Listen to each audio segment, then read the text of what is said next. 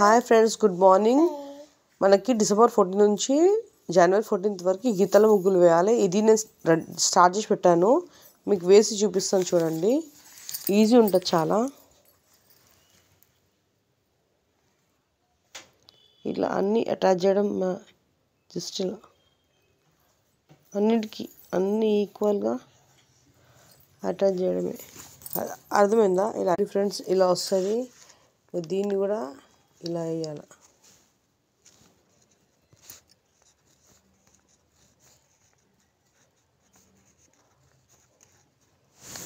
కార్నర్స్కి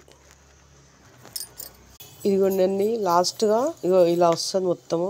ఏం లేదు, 5 గీతలు ఇవి యాడ్ చేయడం ఇంతే.